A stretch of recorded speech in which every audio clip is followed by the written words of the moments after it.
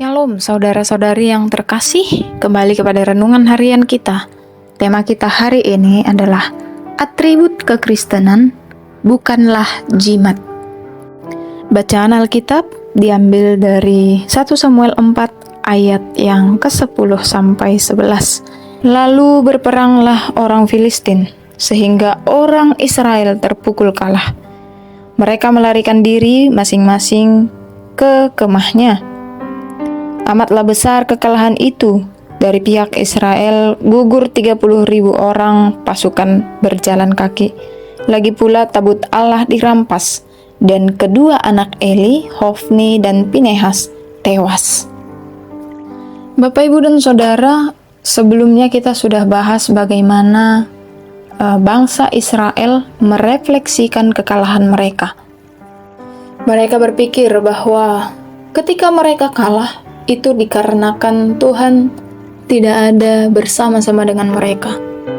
Dan pada akhirnya mereka berpikir ketika mereka bisa membawa tabut perjanjian ke dalam peperangan, Tuhan akan menyertai mereka.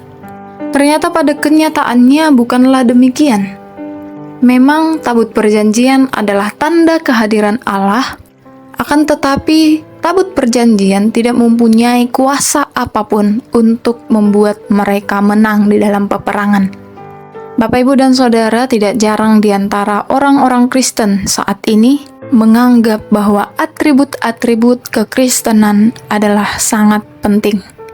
Seolah-olah semuanya itu mempunyai kuasa. Kalung salib, anting salib, atau bahkan Alkitab sendiri dipercaya memberikan kekuatan. Tetapi bukanlah demikian.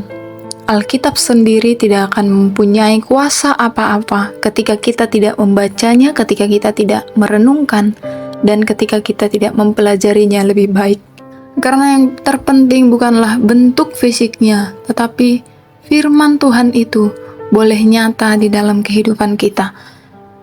Seperti halnya bangsa Israel pada masa itu, tabut perjanjian tidak membuat mereka menang di dalam peperangan.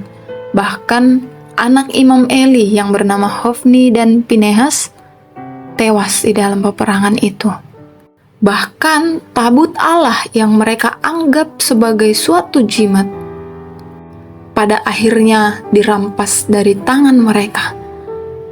Dan bangsa Filistin tetap menang di dalam peperangan itu. Kenapa? Karena mereka berperang tidak bersama dengan Tuhan. Begitupun dengan kehidupan kita saat ini.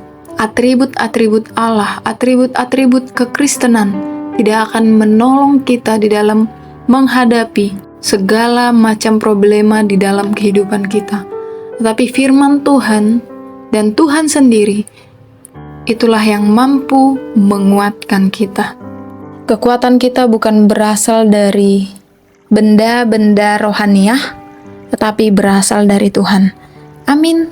Semoga renungan ini memberkati kita semua. Tuhan Yesus memberkati.